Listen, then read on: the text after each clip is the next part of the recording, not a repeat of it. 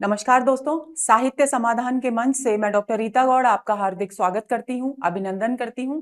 दोस्तों, आज के सत्र में हम हमारे पाठ्यक्रम में प्रस्तावित बिहारी रत्नाकर के जो 1 से 50 तक दोहे हैं, उनके आगामी दोहे यानी 25 से 50 तक के दोहों पर आधारित प्रश्नों पर बातचीत करने वाले हैं। कुछ एक प्रश्न ऐसे हैं हमेशा की तरह जो पिछली परीक्षाओं में अलग अलग समय पर पूछे गए हैं। उनमें से कुछ एक प्रश्न 1 से 25 तक के दोहों पर भी आधारित है, लेकिन विशेष तौर पर अधिकांश प्रश्न इसमें 25 से 50 दोहों पर ही आधारित हैं। तो पहले के दोहों के लिए हमारे जो पहले के वीडियोस हैं उनको आप देख लेंगे, अच्छी तरह से दोहों की विषय वस्तु को, उनके वर्ण विषय को समझ लेंगे। तो चलिए शुरू करते हैं आज का सत्र। और हाँ, सबसे पहले एक बात और मैं आपको बताना चाहूंगी कि हम क्योंकि बिहारी के जीवन परिचय पर, उनके कृति परिचय पर विस्तार से अपने पिछले सत्रों में बात कर चुके हैं, तो हम 2-3 महत्वपूर्ण बिंदुओं पर ही यहां चर्चा करेंगे।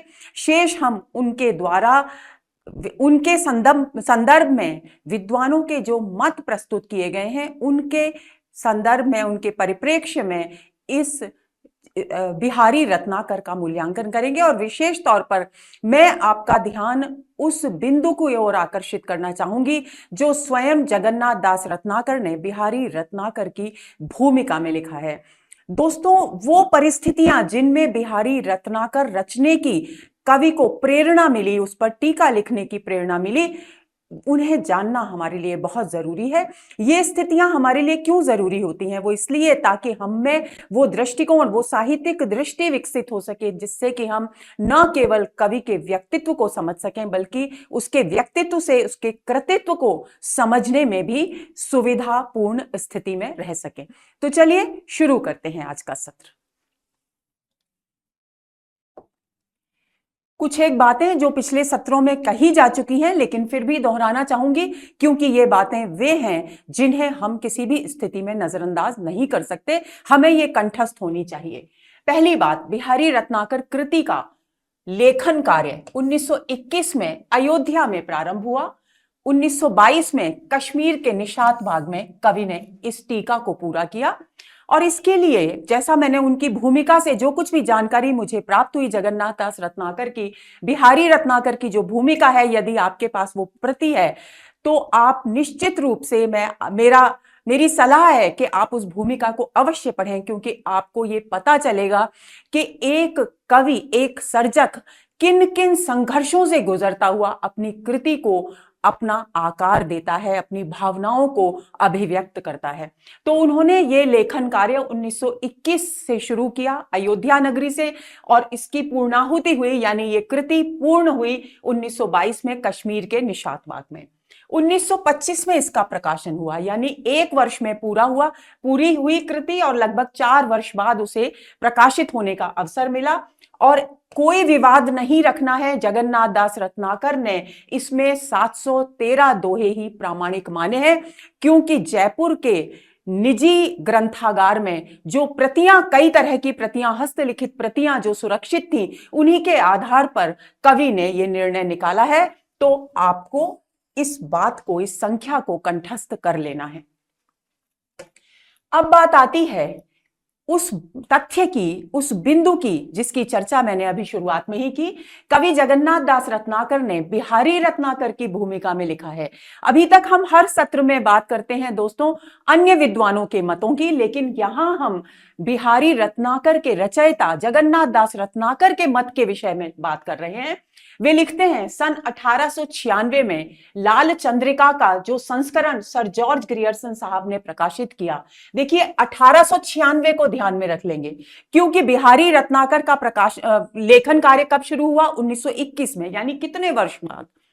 लाल चंद्रिका क्या है? लल्लू लाल जी की बिहारी रत्नाकर, बिहारी सतसई पर लिखी गई टीका है लाल चंद्रिका। तो सन 1896 में लाल चंद्रिका का जो संस्करण सर जॉर्ज ग्रियर्सन साहब ने प्रकाशित किया, उसमें कई स्थानों पर अपना नाम देखकर हमारा उत्साह और बढ़ा। यानी जॉर्ज ग्रियर्सन ने जो प्रकाशन किया लाल चंद्रिका का, उसमें अलग अलग संदर्भों में जगन्नाथ दास रत्नाकर के रेफरेंसेस, संदर्भ दिए गए थे।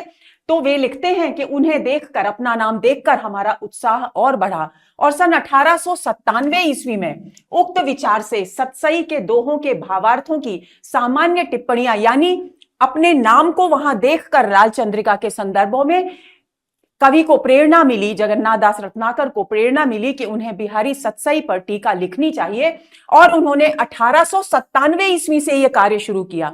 यह बात मैं इसलिए बता रही हूं ताकि आप एक सर्जक के, एक कवि के संघर्ष को जान सकें। तो 1857 से वे सृजन कार्य शुरू करते हैं और 1921 में विधिवत लेखन प्रारंभ होता है।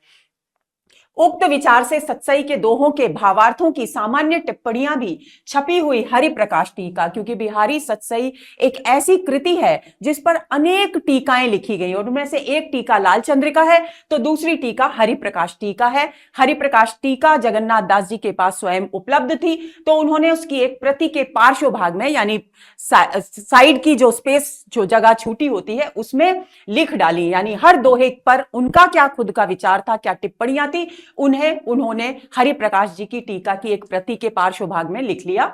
इस टीका का नाम बिहारी रत्नाकर रखने का विचार था और उन्होंने उसी वक्त यह सोच लिया कि यदि यह टीका कभी प्रकाशित हुई तो वे उसे बिहारी रत्नाकर नाम देंगे।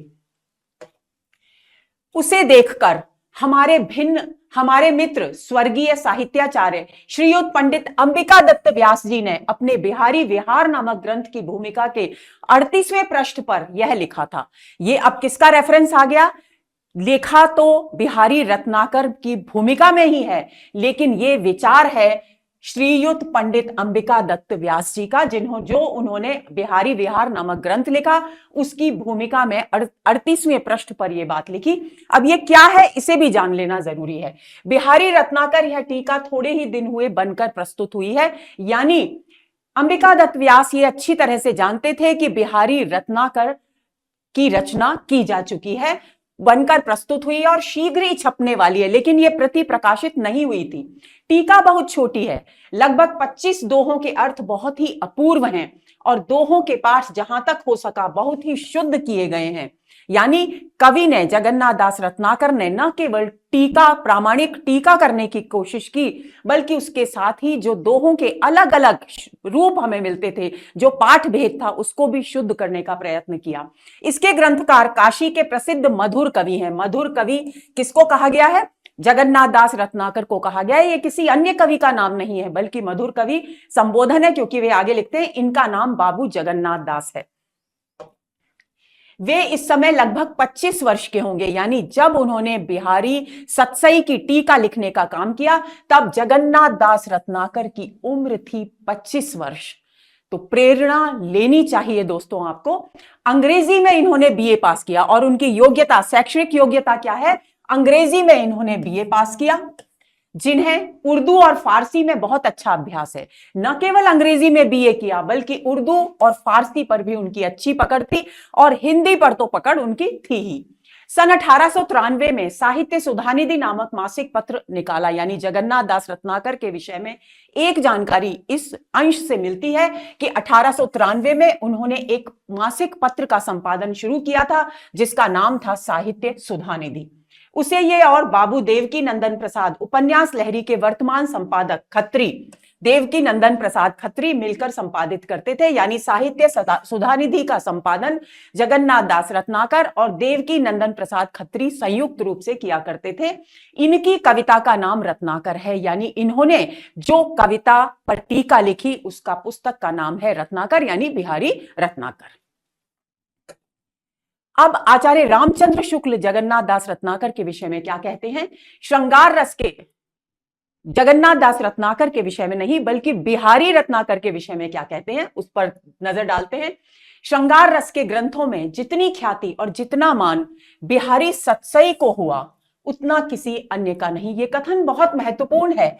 परीक्षाओं में अक्सर शुक्ल जी के प्रश्नों पर आधारित प्रश्न, शुक्ल जी के कथनों पर आधारित प्रश्न पूछे जाते हैं, तो आप इन कथनों को बहुत अच्छी तरह से ध्यान में रखेंगे। वे लिखते हैं, श्रृंगार रस के ग्रंथों में जितनी ख्याति और जितना मान बिहारी सतसई का हुआ उतना और किसी का नहीं। इसका एक एक दोहा हिंदी साहित्य में एक एक रत्न माना जाता है। इसकी 50 टीकाएं रची गई। इन टीकाओं में 4-5 टीकाएं तो बहुत प्रसिद्ध हैं, और कौन सी टीकाओं का उल्लेख किया है यह भी हमें कंठस्थ होना चाहिए, प्रश्न पूछा जा सकता है। कृष्ण कवि की टीका जो कवित्व में लिखी गई, हरिप्रकाश टीका जिसकी चर्चा जगन्नाथ दास रत्नाकर के संदर्भ में अभी उन्होंने अपनी भूमिका में भी की, लल्लू लाल की लाल चंद्रिका जिसकी चर्चा हम कर चुके, सरदार कवि की टीका और सुरती मिश्र की टीका। इन 5 टीकाओं को रामचंद्र शुक्ल बहुत महत्वपूर्ण मानते हैं, जो बिहारी सतसई पर समय समय पर लिखी गई। आगे वे लिखते हैं, बिहारी का सबसे उत्तम और प्रामाणिक संस्करण बड़ी मार्मिक टीका के साथ थोड़े दिन हुए प्रसिद्ध साहित्य मर्मज्ञ और ब्रज भाषा के प्रधान आधुनिक कवि बाबू जगन्नाथ दास रत्नाकर ने निकाला। यानी जगन्नाथ दास रत्नाकर की टीका को आचार्य शुक्ल भी एक प्रामाणिक टीका के रूप में स्वीकार करते हैं। इसमें बिहारी सतसई, तो इसमें किसके विषय में कहा जा रहा है? बिहारी सतसई के विषय में कहा जा रहा है। इसमें तो रस के ऐसे छींटे पड़ते हैं जिनसे हृदय कलिका थोड़ी देर के लिए खिल उठती है, यानी हृदय उस भाव में डूबकर प्रसन्न हो जाता है। यदि प्रबंध काव्य एक विस्तृत वनस्थली है तो मुक्तक एक चुना हुआ गुलदस्ता है। प्रबंध काव्य और मुक्तक काव्य में अंतर इसी संदर्भ में स्पष्ट कर देते हैं शुक्ल जी। वे कहते हैं कि प्रबंध काव्य एक विस्तृत वनस्थली है, जिस प्रकार एक विस्तृत उद्यान होता है उसमें वनस्थली जिसमें बहुत सारे तरह तरह के वृक्ष होते हैं, तो उसी वो रूप है प्रबंध काव्य का, क्योंकि उसमें जीवन के अनेक पड़ाव, मनुष्य के हृदय के अनेक भावों की अभिव्यक्ति होती है। लेकिन मुक्तक काव्य में चुने हुए भावों को ही अभिव्यक्त किया जाता है। जिस प्रकार हम चुनकर बगिया से फूल इकट्ठा करें और उन्हें एक गुलदस्ते में सजा दें, उसे शुक्ल जी मुक्तक काव्य कहकर संबोधित करते हैं। इस कथन पर भी बहुत प्रश्न पूछे जाते हैं, इसे आप ध्यान में रखेंगे। बिहारी की भाषा चलती होने पर भी साहित्य के सभी कथन वो हैं दोस्तों जो बार बार परीक्षाओं में पूछे जाते हैं। वे कहते हैं कि बिहारी की भाषा चलती भाषा का मतलब क्या है? यानी आम बोलचाल की भाषा है, लेकिन फिर भी उसमें साहित्यिक संस्कार स्पष्ट रूप से दिखाई देता है। वाक्य रचना व्यवस्थित है और शब्दों के रूपों का व्यवहार एक निश्चित प्रणाली पर किया गया है। यह बात बहुत कम कवियों में पाई जाती है।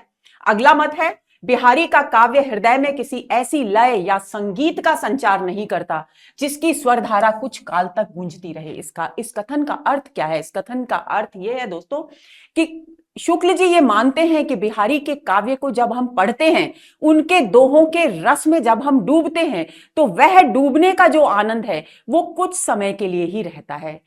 उनके दोहों का प्रभाव कुछ समय बाद समाप्त हो जाता है, यानी अधिक समय तक वो स्वरधारा हमारे हृदय को आंदोलित नहीं करती। ये उनका कहने का अभिप्राय है। कविता उनकी श्रृंगारी है, पर प्रेम की उच्च भूमि पर नहीं पहुंचती, नीचे ही रह जाती है। इसका अर्थ क्या है? प्रेम के 2 स्वरूप होते हैं दोस्तों। प्रेम का एक स्वरूप होता है जिसे हम लौकिक कहते हैं, लौकिक स्वरूप कहते हैं, लौकिक प्रेम कहते हैं, और एक प्रेम वो होता है जो सांसारिक विषय वासनाओं से ऊपर उठकर, जो शरीर की सीमाओं से ऊपर उठकर उदात्तता को, पवित्रता को प्राप्त कर लेता है। तो उसी बात की ओर संकेत कर रहे हैं कि इन्होंने श्रृंगार रस की कविता लिखी है बिहारी ने, बिहारी सतसई के रूप में, लेकिन उसमें जिस प्रेम की अभिव्यक्ति हुई है वो प्रेम लौकिक प्रेम है, वो उदात्त प्रेम नहीं है। यानी वो उस पवित्र प्रेम को प्रस्तुत नहीं कर पाए हैं जैसे कि हमें अन्य ग्रंथों में मिलता है। आगे चलें। आचार्य हजारी प्रसाद द्विवेदी बिहारी जी के विषय में क्या कहते हैं? आधुनिक हिंदी के आरंभिक आलोचकों में बिहारी की श्रेष्ठता को लेकर एक मनोरंजक विवाद उठ खड़ा हुआ। बहुत साल पहले कोई एक प्रश्न पत्र मैंने देखा था दोस्तों जिसमें इस बात की चर्चा की थी, इसीलिए मैंने खासतौर पर यह कथन यहां प्रस्तुत किया है। आधुनिक हिंदी के आरंभिक आलोचकों में बिहारी की श्रेष्ठता को लेकर कि बिहारी कितने श्रेष्ठता है बिहारी के काव्य में, उसको लेकर एक मनोरंजक विवाद साहित्य जगत में उठ खड़ा हुआ, उसकी ओर संकेत कर रहे हैं द्विवेदी जी। वे लिखते हैं, बिहारी की प्रतिद्वंद्विता में देव को रखा गया, यानी तुलना, देव अधिक श्रेष्ठ हैं या बिहारी अधिक श्रेष्ठ हैं, इस बात की तुलना की गई और साहित्य जगत में इस विवाद ने बहुत गहरा रूप ले लिया।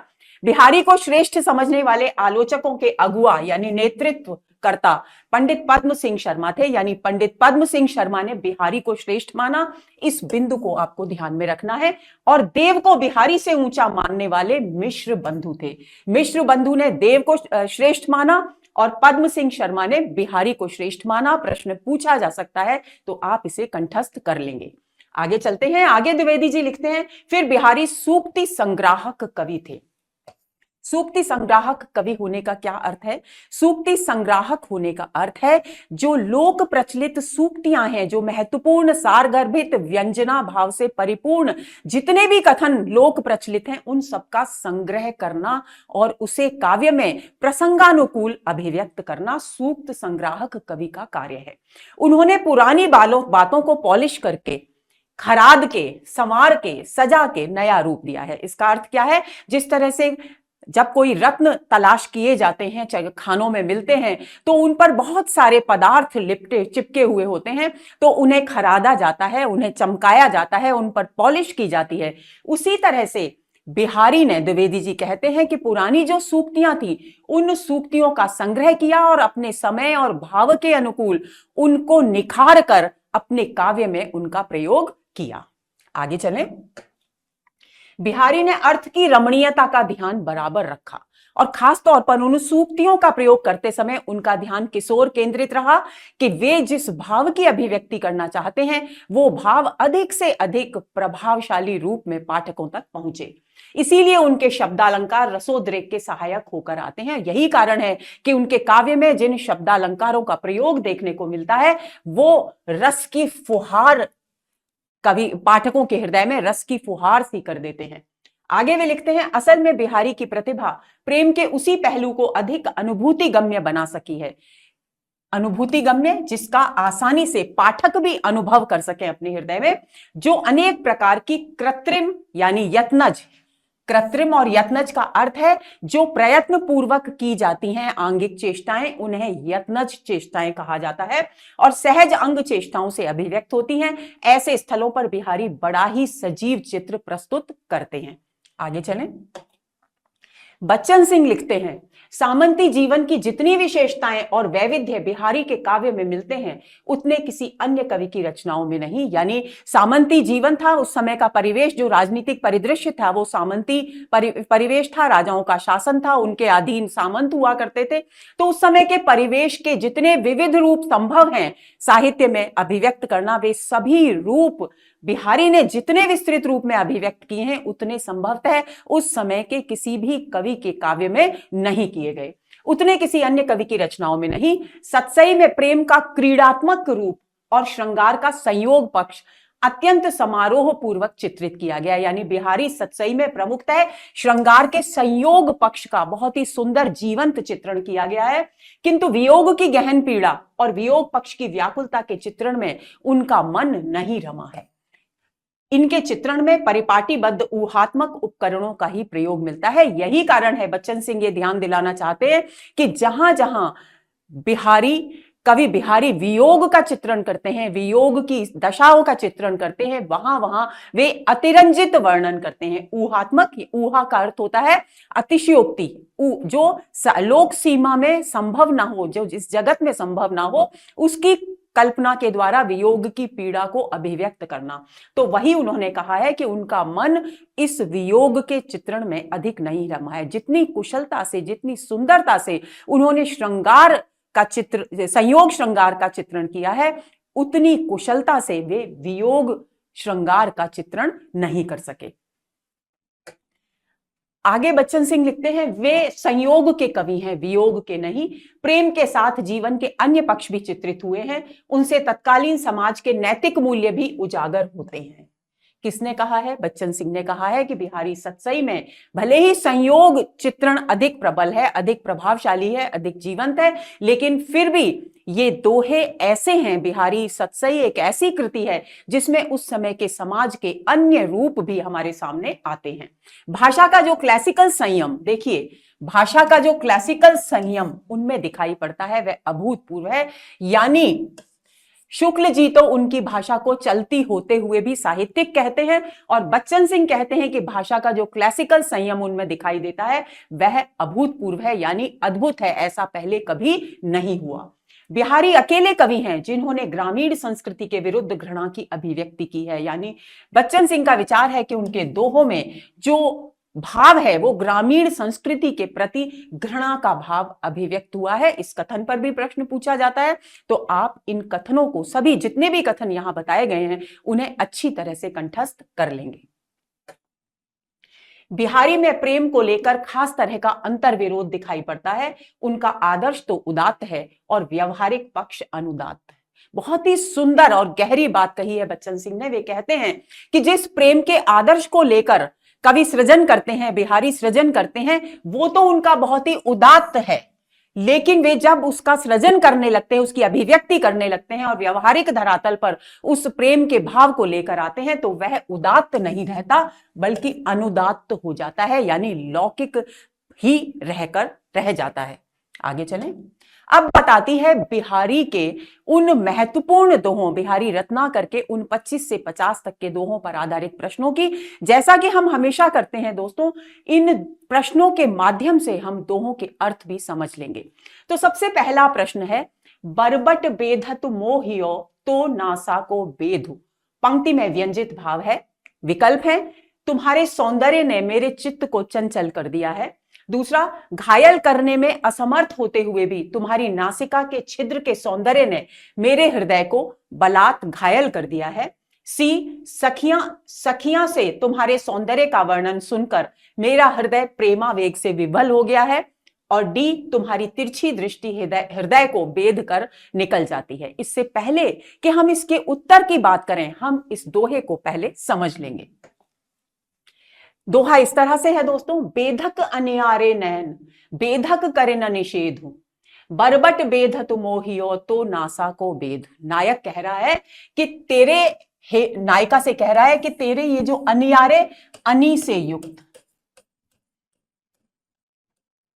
यानी तीखे, अनी बाण का जो अग्रभाग होता है नुकीला तीखा, उसे अनी कहा जाता है। अनी से युक्त यानी व्यंजित अर्थ हो गया कि तेरे तीखे जो नेत्र हैं, ये अगर मेरे हृदय को भेद देते हैं, मेरे हृदय को घायल कर देते हैं, तो ये कोई नया काम नहीं करते, क्योंकि कोई भी तीखी जो भी वस्तु होगी वो निश्चित रूप से किसी भी वस्तु को भेदेगी ही, उसमें अंदर प्रवेश ही करेगी, उसे घायल ही करेगी, उसे आहत ही करेगी। तो ये तो कोई लोक प्रचलित जो परंपरा है उसके विपरीत बात नहीं है। लेकिन आश्चर्य की बात क्या है? नायक कहता है कि आश्चर्य इस बात का है कि बरबट बेधत मोहियो तो नासा को भेद, लेकिन तेरी ये जो नासिका का जो छिद्र है, इसके पास तो तीक्ष्णता नहीं है, लेकिन फिर इस नासिका के छिद्र, ये नासिका का जो छिद्र है वो बरबस्ट यानी बलपूर्वक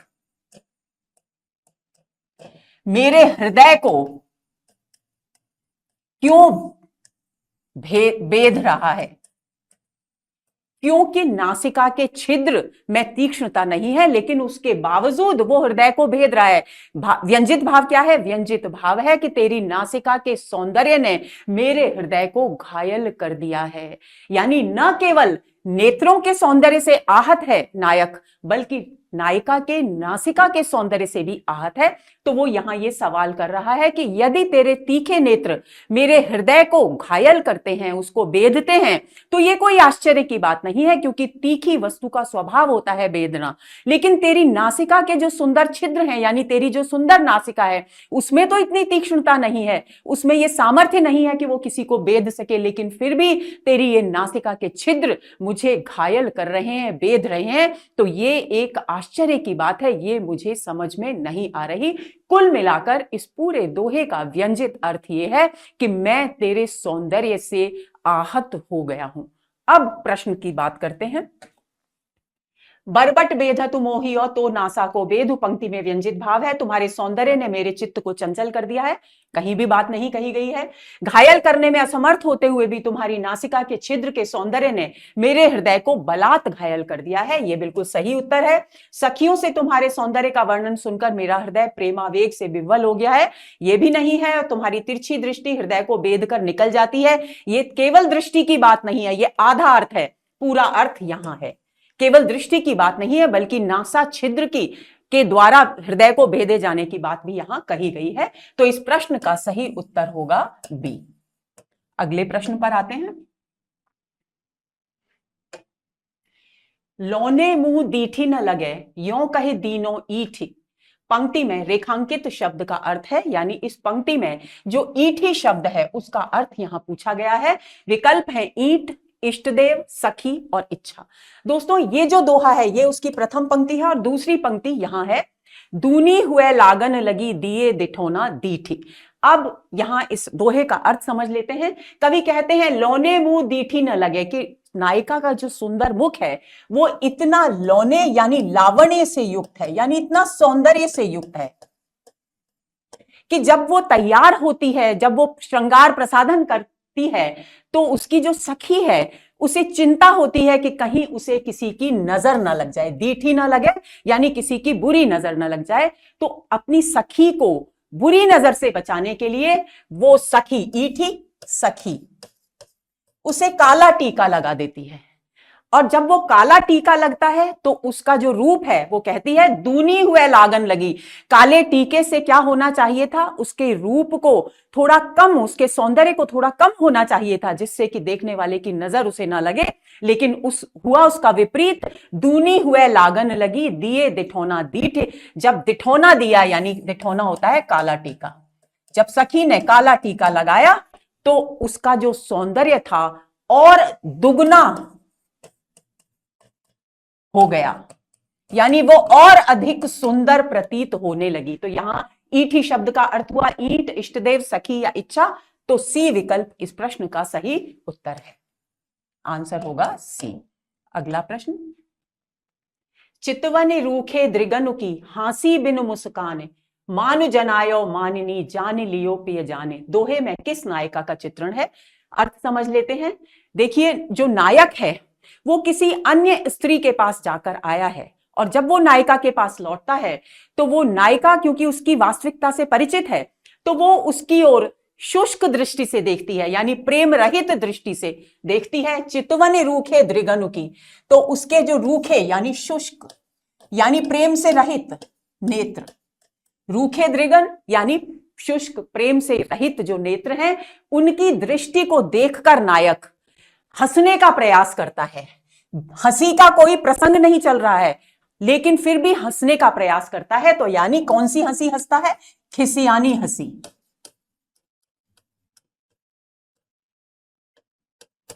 और खिसियानी हंसी हम लोग कब हंसते हैं, जब हमें पता होता है कि सामने वाला व्यक्ति हमने जो गलती की है उसको जानता है और हमारे सामने अभिव्यक्त नहीं कर रहा है, तब हम अपनी उस गलती को छिपाने के लिए, अपने उस अपराध को छिपाने के लिए खिसियानी हंसी हंसते हैं। तो नायक भी ये जान गया है कि नायिका उसकी वास्तविकता को जानती है, इसलिए वो उसकी नाराजगी को कम करने के उद्देश्य से खिसियानी हंसी हंसकर वातावरण को हल्का करता है, क्योंकि नायिका ने जिस रूखी प्रेम रहित दृष्टि से उसे देखा है वो उससे व्याकुल हो गया है। मान जनायो मानिनी, और अपने इन रूखे नेत्रों के द्वारा उस नायिका ने, मानिनी ने अपनी नाराजगी व्यक्त कर दी। जान लियो पिय जाने, और प्रियतम ने भी उसके मान को, उसके रूठने को, कि वो नाराज हो गई है, इस बात को अपने हृदय में जान लिया। तो दोहे में किस नायिका का चित्रण है, प्रोषित पतिका, परकीया, मुग्धा या मानिनी। तो मान करने वाली नायिका कौन सी होगी, मानिनी, यानी जो प्रियतम से रूठती है उसे मानिनी नायिका कहते हैं। जो अपने रूप सौंदर्य पर स्वयं ही मुग्ध होती रहती है उसे मुग्धा कहते हैं। जो पर पुरुष के साथ प्रेम करती है उसे परकीया कहते हैं। और जिसका पति विदेश चला जाता है उसे प्रोषित पतिका नायिका कहा जाता है। तो इस प्रश्न का सही उत्तर होगा डी। अगला प्रश्न, सब ही त्यों समूहात छिनु चलत सबनुदय पीठ, वाही त्यों ठहरात यह कविलन वीलो दीठ। पंक्ति में निम्नलिखित में से कौन सा अलंकार है। ये जो अलग रंग में जो पंक्ति ऊपर दी गई है दोस्तों, वो पंक्ति इस पंक्ति की पहली पंक्ति है, यानी दोहा इस तरह से पूरा होता है, लेकिन प्रश्न इस पंक्ति पर पूछा गया है। लेकिन हमें समझना पूरा दोहा है, इसलिए यहां इस तरीके से लिखा गया है। तो इस दोहे को समझते हैं। सब ही त्यों समूहात चिन्ह चलत सब अनुदय पीठ। जो नायिका की जो दृष्टि है वो बहुत सारी भीड़ में नायक को देखती है, तो उस किस प्रकार देखती है वो बात उसकी सखी महसूस कर रही है, बारीकी से देख रही है उसके पूरे हाव भाव को। तो वो कैसे देखती है, सब ही त्यों समूहाति चिन्ह, उसकी जो दृष्टि है वो सबकी तरफ जाती है। समूहाति सामने जाना, सबके सामने जाती है लेकिन कहीं भी रुकती नहीं, लेकिन क्षण भर में सबको पीठ देती है, यानी सबकी उपेक्षा कर देती है। और उसकी दृष्टि कहां टिक जाती है? केवल और केवल जहां नायक खड़ा है वहीं जाकर टिक जाती है। वाही त्यों ठहराते, उस स्थान पर टिक जाती है जहां नायक खड़ा है।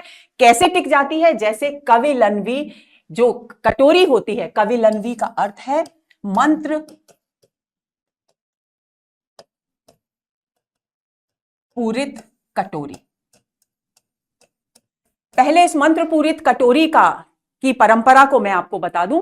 पुराने समय में ऐसा हुआ करता था कि जब किसी की कोई बहुमूल्य वस्तु चोरी हो जाती थी तो वो तांत्रिकों के पास जाया करते थे, और वो तांत्रिक, सभी लोग घेर करके बहुत सारे लोग बैठ जाते थे, और वो तांत्रिक एक मंत्र सिद्ध कटोरी को बीच में रखता था। वो कटोरी हर व्यक्ति के सामने से होकर घूमती थी, और जो व्यक्ति चोर होता था, जिसने उस बहुमूल्य वस्तु को चुराया है, वो कटोरी उसी के पास जाकर के रुक जाती थी। तो नायिका की सखी कह रही है कि नायिका का चित्त भी कविलन्वी की तरह, यानी मंत्र पूरित कटोरी की तरह, सभी के सामने से क्षण भर में होता हुआ, सबको पीठ दिखाता हुआ, केवल और केवल उस व्यक्ति के पास, यानी नायक के पास टिक जाता है जिसने उसका चित्त चुराया है, जिसने उसका हृदय चुराया है। निम्नलिखित में से, इस पंक्ति में निम्नलिखित में से कौन सा अलंकार है? तो जहां पर ब्रज भाषा में लौ शब्द आता है वहां उपमा अलंकार होता है। उपमा, अनुप्रास, विशेषोक्ति और विभावना। तो दोस्तों, ए विकल्प इस प्रश्न का सही उत्तर है। उपमा अलंकार का यहां सुंदर प्रयोग किया गया है। आंसर होगा ए। आगे चलें। कौन भांति रही है बिरदु अब देखिवी मुरारे, बीधे मोसों आए के गीधे गीधई तारे। इस दोहे के विषय में असंगत कथन है। इस दोहे में सरल भाव की भक्ति का वर्णन है। यह दोहा भगवान के तारनहार विरुद्ध से संबंधित है। इस दोहे में भक्त भगवान से पूछ रहा है कि वे उस जैसे पापी को कब दर्शन देंगे। इस दोहे में जटायु के उद्धार के प्रसंग के माध्यम से विचार अभिव्यक्त किए गए हैं। ये 4 विकल्प हैं, तो हमें इसमें से असंगत विकल्प ढूंढना है। तो चलिए पहले दोहे का अर्थ समझ लेते हैं। यहां पर कवि कह रहे हैं कि कौन बात, यानी भक्त भगवान से कह रहा है, कौन भांति रही है बिरदु अब देखिवी मुरारी, की हे मुरारी। कृष्ण को मुरारी कहा जाता है। मुर प्लस आरी, अरि यानी मुर नामक राक्षस के शत्रु, यानी उसका वध करने वाले मुरारी अर्थात श्री कृष्ण। तो भक्त कहता है कि हे मुरारी, अब मुझे देखना है कि आपका ये जो तारनहार का जो विरुद्ध जो उपाधि आपने प्राप्त की है वो अब कैसे कायम रहती है। व्यंजना क्या है? व्यंजना ये है कि आपने गीधई यानी जटायु को तार करके, जटायु का उद्धार करके तारनहार की उपाधि प्राप्त कर ली, लेकिन अब आपका पाला किससे पड़ा है? जटायु से नहीं है, बल्कि मुझ जैसे पापी से है, जिसने अपने जीवन में केवल और केवल पाप ही किए हैं और कोई पुण्य कर्म किया ही नहीं। तो यदि आप मेरे मुझ जैसे पापी का भी उद्धार कर देते हैं तब तो आपका तारनहार विरुद्ध सुरक्षित रहेगा, वरना आपका ये जो तारनहार विरुद्ध है ये अब सुरक्षित नहीं रहेगा। तो भक्त कह रहे हैं कि अब मैं देखता हूं कि हे मुरारी, आपका ये जो तारनहार की उपाधि है ये अब कैसे सुरक्षित रहती है। यानी व्यंजना यह है कि भक्त भगवान से प्रार्थना कर रहा है कि मैं पापी हूं, लेकिन आप तो तारनहार हैं, आप तो मेरे अगणित असंख्य पापों के बावजूद मेरा उद्धार करने में समर्थ हैं। तो भाव यहां पर व्यंजित ये है। तो अब देखते हैं, इस दोहे में सरल भाव की भक्ति है, बिल्कुल सही है। यह दोहा भगवान के तारनहार विरुद्ध से संबंधित है, यह भी सही है। इस दोहे में भक्त भगवान से पूछ रहा है कि वे उस पापी को कब दर्शन देंगे, यह गलत है। दर्शन की बात नहीं है, उद्धार की बात है। इस दोहे में जटायु के उद्धार के प्रसंग के माध्यम से विचार अभिव्यक्त किए हैं, यह भी सही है, लेकिन असंगत कथन है सी। तो इस प्रश्न का सही उत्तर होगा सी। आगे अगला प्रश्न। कहत नटत रीझत खिजत मिलत खिलत लजियात, भरे भौन में करत हैं नैनन ही सो बात। इस दोहे के वैशिष्ट्य के संबंध में असंगत कथन है। पहला, यह दोहा कवि बिहारी द्वारा रचित है। दूसरा, यह दोहा बिहारी की भाषा की सामासिकता और कल्पना की समाहार शक्ति का अद्भुत उदाहरण है। तीसरा, इस दोहे में नायक के द्वारा मानिनी नायिका को मनाने का अत्यंत भावपूर्ण चित्रण है। चौथा, इस दोहे में किसी उत्सव के अवसर पर अनेक सामाजिकों के बीच नायक और नायिका के संकेतों में बात करने का सुंदर चित्र है। तो हमको असंगत कथन ढूंढना है। तो सबसे पहले यह दोहा कवि बिहारी के द्वारा रचित है, बिल्कुल सही है। यह दोहा बिहारी की भाषा की सामासिकता और कल्पना की समाहार शक्ति का अद्भुत उदाहरण है। यह बात भी बिल्कुल सही है, क्योंकि कवि बिहारी भाषा की सामासिकता और कल्पना की समाहार शक्ति के लिए बहुत प्रसिद्ध हैं। क्या होती है भाषा की सामासिकता? भाषा की सामासिकता होती है जब कवि कम से कम शब्दों का प्रयोग कर अधिक से अधिक गहरे भावों की अभिव्यक्ति करते हैं, तो उस गुण को कहते हैं भाषा की सामासिकता। और कल्पना की समाहार शक्ति क्या होती है? उन कम शब्दों में कल्पना के द्वारा इतना विस्तृत पूरा का पूरा एक व्याख्यान, एक आख्यान, एक पूरी कथा, एक पूरा प्रसंग जब वे अपनी कल्पना के आधार पर अभिव्यक्त कर देते हैं, तो वो होती है कल्पना की समाहार शक्ति। यानी कल्पना के द्वारा उन कम से कम शब्दों में बहुत सारी कथा को, बहुत सारे घटना प्रसंग को अभिव्यक्त करने की क्षमता तो ये बिहारी में मिलती है। इस दोहे में नायक के द्वारा मानिनी नायिका को मनाने का अत्यंत भावपूर्ण चित्रण है, ये बिल्कुल असंगत है। इस दोहे में किसी उत्सव के अवसर पर अनेक सामाजिकों के बीच नायक और नायिका के संकेतों में बात करने की बात है, ये भी बिल्कुल सही है। यानी सी विकल्प इस प्रश्न का सही उत्तर है। बहुत ही प्रसिद्ध दोहा है बिहारी का, इसको एक बार फिर भी समझ लेते हैं। मुझे मालूम है आप अच्छी तरह से इसके अर्थ से परिचित हैं। देखिए, बहुत सारा एक उत्सव का आयोजन है, बहुत सारे लोग वहां इकट्ठे हैं और नायक भी है और नायिका भी है। अब इतने सारे लोगों के बीच में नायक और नायिका आखिर आपस में बात करें तो कैसे? तो समाज की मर्यादाएं भी हैं, तो उस मर्यादा की ओर भी यहां कवि संकेत कर रहे हैं, जिस बात को बच्चन सिंह ने अपने कथन में कहा था कि उस समय के परिवेश का चित्रण भी, उस समय के विभिन्न स्थितियों का चित्रण भी उनके दोहों में प्रसंगवश होता है। तो उसका एक बहुत अच्छा उदाहरण है कि सामाजिक मर्यादा यहां अभिव्यक्त हो रही है। तो कहत यानी नायक कहता है, इशारे में कहता है नायिका से मिलने की बात। नायिका नटत मना कर देती है, इशारों में बात हो रही है।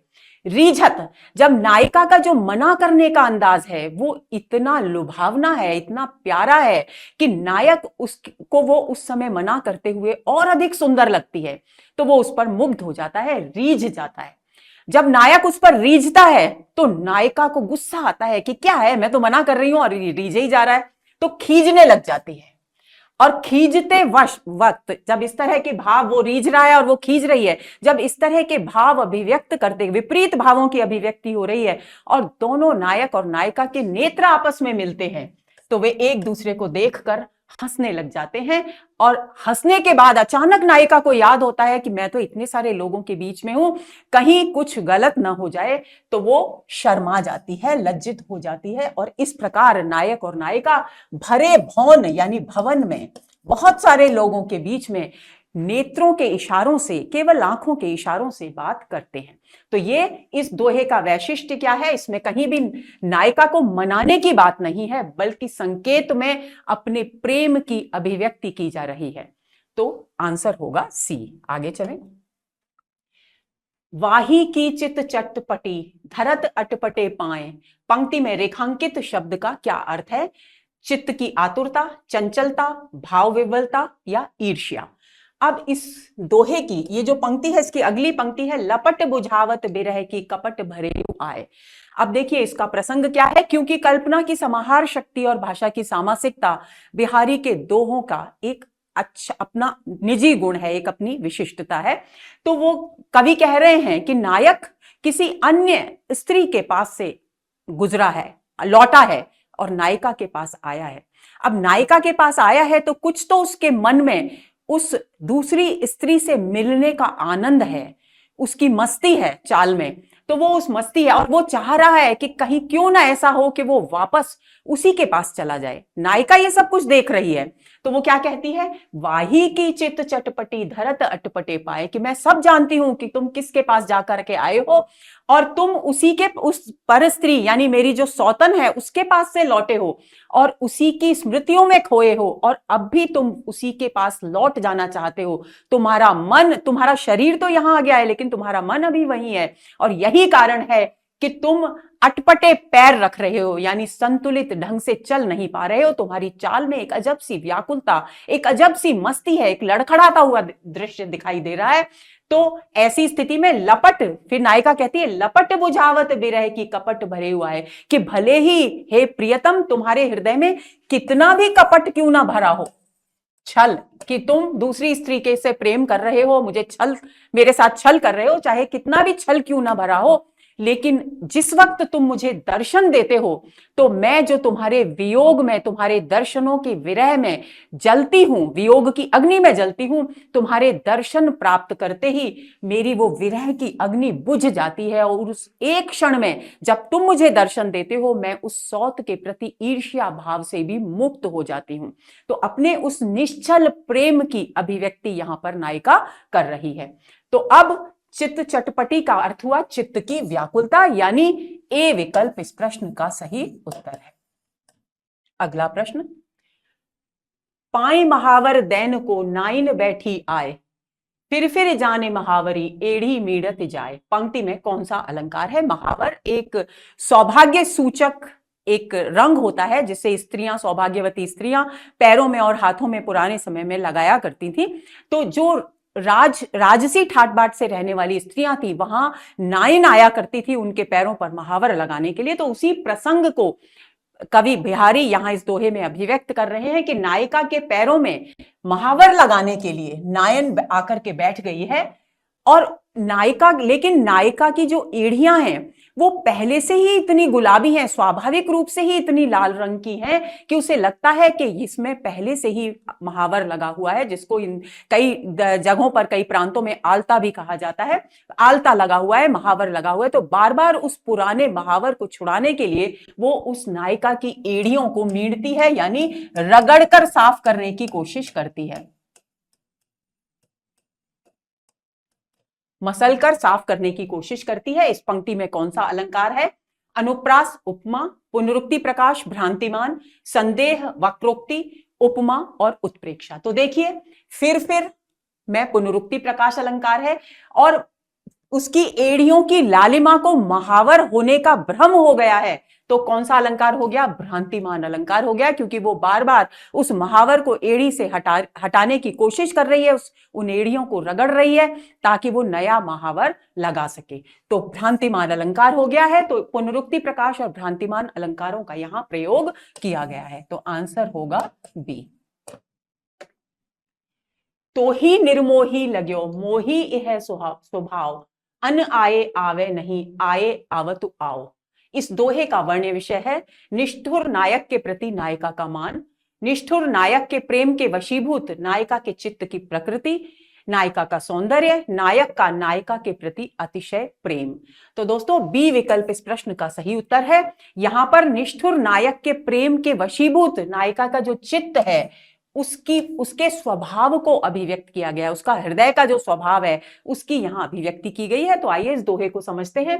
तो ही निर्मोही लग्यो मोही यह स्वभाव, नायिका कहती है कि हे निर्मोही, हे निष्ठुर नायक, तुझमें मेरा मन इतना अनुरक्त हो गया है, लग गया है यानी अनुरक्त हो गया है कि मेरे हृदय का एक स्वभाव ही कुछ अलग हो गया है, मेरे हृदय की प्रकृति ही इतनी अलग हो गई है। क्या प्रकृति अलग हो गई है? अन आए आवे नहीं, कि जब तुम मेरे पास नहीं आते हो हे प्रियतम, जब तुम मेरे पास नहीं आते हो तो मेरा हृदय भी मेरे पास नहीं रहता। व्यंजना क्या हुई? व्यंजना ये हुई कि मेरा हृदय, जब तुम यहां नहीं होते तो मेरा हृदय भी तुम्हारे ही पास होता है, जहां कहीं भी तुम होते हो। तो आए आवत, और जैसे ही तुम मेरे पास आते हो मेरा हृदय भी लौट करके मेरे पास आ जाता है। यानी नायिका की जो अनुरक्ति है, नायक के प्रति जो एकनिष्ठ प्रेम है, उसकी ओर यहां व्यंजित किया, उस भाव को यहां व्यंजित किया गया है। लेकिन यहां मूल भाव क्या है? हृदय के स्वभाव को बताया है। हृदय सामान्यतः व्यक्ति के पास ही रहता है, कहीं दौड़कर नहीं जाता। हृदय के जाने का मतलब क्या होता है आप सभी जानते हैं, मृत्यु हो जाती है। लेकिन कवि कितनी सुंदरता से, कितनी कुशलता से उस हृदय के आने जाने के जो स्वभाव है उसके द्वारा प्रेम के भाव की अभिव्यक्ति यहां कर रहे हैं। तो वो कह रही है कि हे निर्मोही, हे निष्ठुर नायक, मेरा हृदय तुम में इतना अनुरक्त हो गया है कि जब तुम नहीं आते मुझसे मिलने के लिए, तो क्योंकि नायक तो निष्ठुर है, तो ऐसी स्थिति में वो हमेशा नायिका से मिलने नहीं आता। निष्ठुर इसीलिए तो निष्ठुर कह रही है उसे।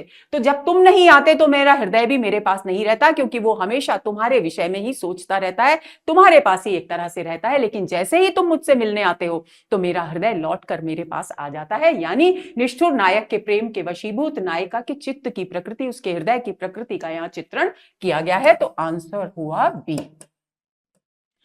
अगला प्रश्न, नेहु न नैनन को कछु उपजी बड़ी बलाय, नीर भरे नित प्रति रहे तऊ न प्यास बुझाए। जगन्नाथ दास रत्नाकर ने इस दोहे में प्रयुक्त नेहु शब्द के विषय में क्या कहा है? तो यह एक श्लिष्ट पद है। नेह के दो अर्थ हैं, प्रेम और तेल। इसमें श्लेष मूलक रूपक है या उपर्युक्त सभी। तो दोस्तों डी विकल्प इस प्रश्न का सही उत्तर है। अब कैसे है ये हम यहां इस दोहे को समझकर जान लेते हैं। देखिए, कवि कह रहे हैं कि नेहु न नैनन को कछु उपजी बड़ी बलाय। अब क्या होता है, देखिए, एक आयुर्वेद में एक पंचकर्म नाम की प्रक्रिया होती है और उस पंचकर्म में एक स्नेहन विधि होती है।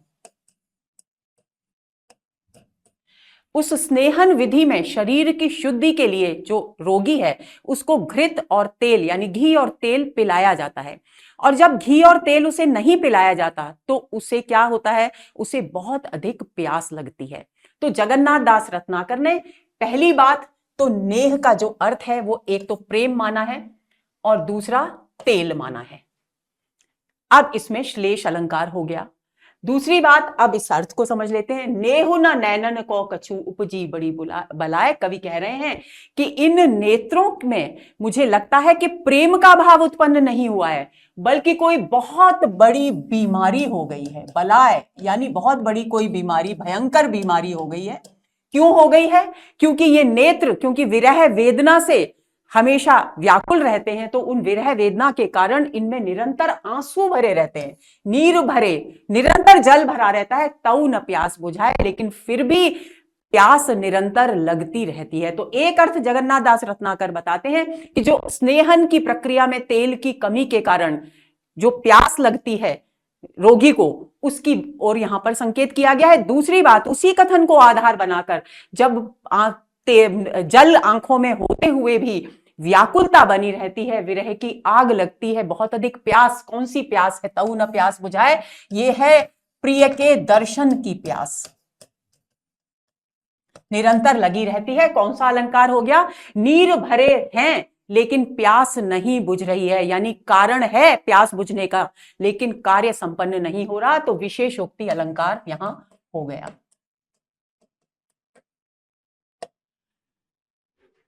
तो यहां उपर्युक्त सभी होगा, क्योंकि एक श्लेष मूलक रूपक अलंकार हो गया, प्रेम और तेल में श्लेष अलंकार हो गया, और एक श्लिष्ट पद है ये नेह।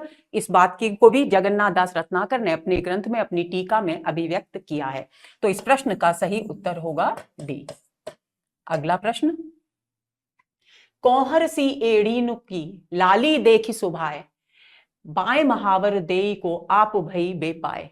अब यहां भी वो महावर लगाने के लिए, नायिका के पैरों में महावर लगाने के लिए नायन आई है, उसी को आधार बनाकर कवि कह रहे हैं कौहर सी एड़ीन की लाली देखी सुभाए।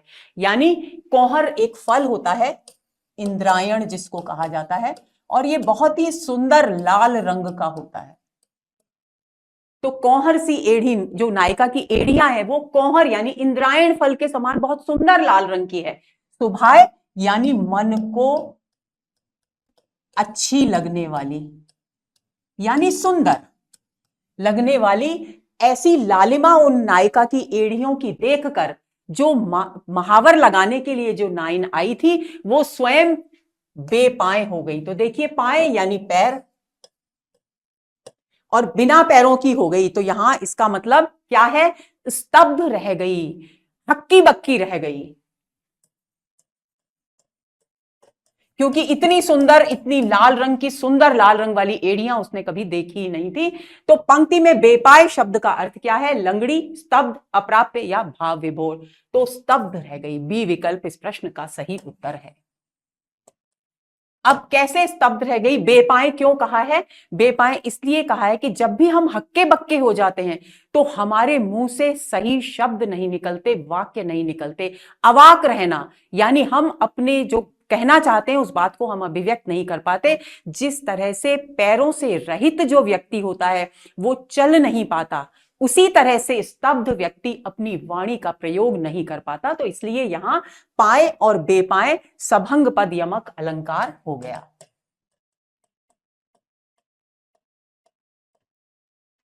तो आंसर होगा बी।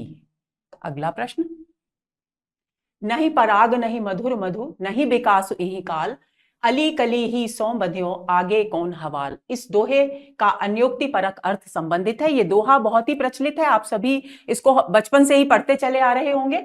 तो विकल्प है, नवोड़ा रानी के विलास में लिप्त महाराज जयसिंह की राजकार्य से विमुखता, राजा जयसिंह का पुष्प प्रेम, राजा जयसिंह का शासन कौशल, राजा जयसिंह की राजनीति कुशलता। तो ए विकल्प इस प्रश्न का सही उत्तर है। ऐसा माना जाता है कि राजा जयसिंह एक बार किसी नवोड़ा, जो कि पूरी तरह से युवती भी नहीं हुई थी, ऐसी रानी के प्रेम में इतने पागल हो गए, इतने बेसुध हो गए कि उन्होंने राजनीतिक कार्यों से, शासन कार्यों से विमुख हो गए, उपेक्षित कर दिया उनको, और वो केवल और केवल रास रंग में, उस प्रेम में ही डूबे रहते थे।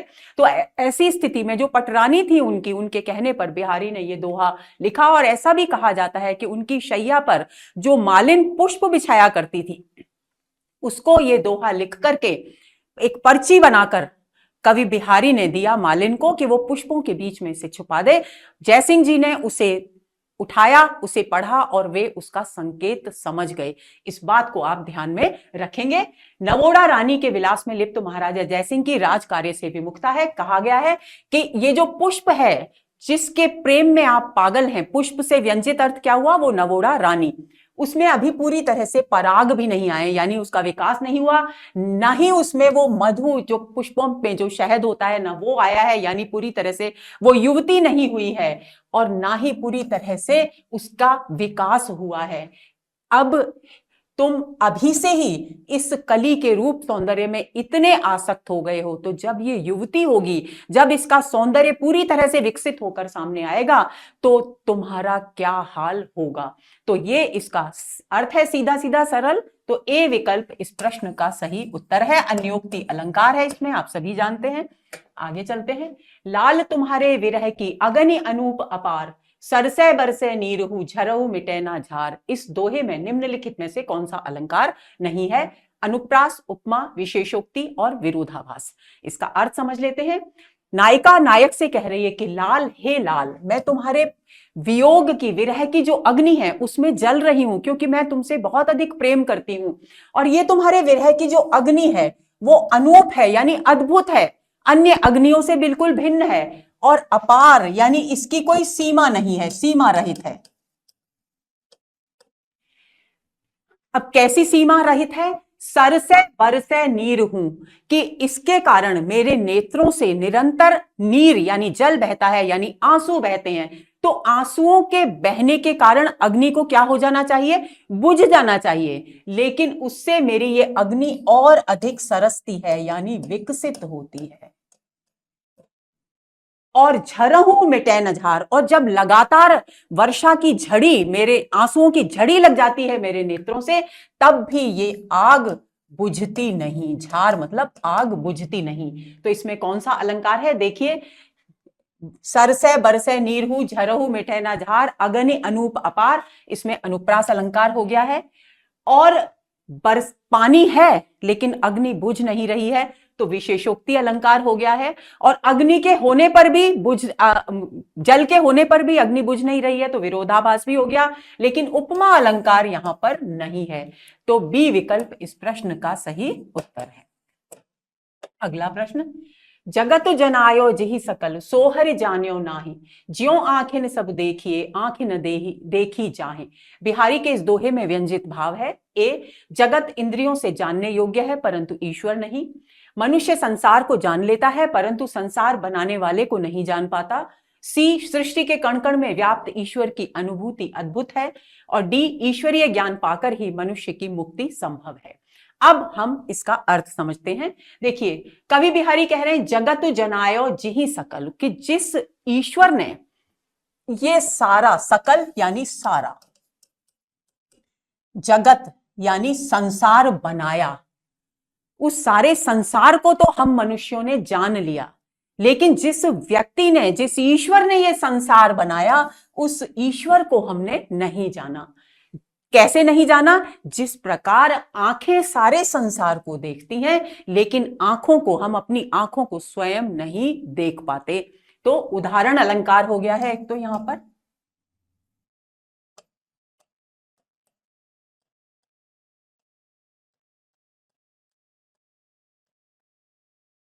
तो कौन सा हुआ?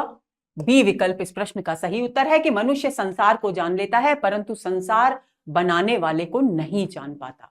तो आंसर होगा हमारा बी। अगला प्रश्न, मंगल बिंदु सुरंग मुख शशि केसरी आड़ गुरु इक नारी लहि संग रसमय किए लोचन जगत। इस दोहे में बिहारी की बहुज्ञता का कौन सा पक्ष उजागर होता है? आप सभी जानते हैं कि बिहारी को न केवल गागर में सागर भरने वाला माना जाता है, बल्कि उन्हें एक बहुज्ञ कवि भी माना जाता है, क्योंकि उनके दोहों से उनके चिकित्सा संबंधी, वैद्यक संबंधी ज्ञान की जानकारी मिलती है, उनके ऋतु संबंधी ज्ञान की जानकारी मिलती है, उनके शास्त्रीय ज्ञान की जानकारी मिलती है, और इसके साथ साथ उनके ज्योतिष संबंधी, औषधि संबंधी ज्ञान की भी जानकारी मिलती है। और उनके ज्ञान के न जाने कितने क्षेत्र हैं, कितनी दिशाएं हैं, कितने आयाम हैं जो उनके दोहों में अभिव्यक्त हुए हैं।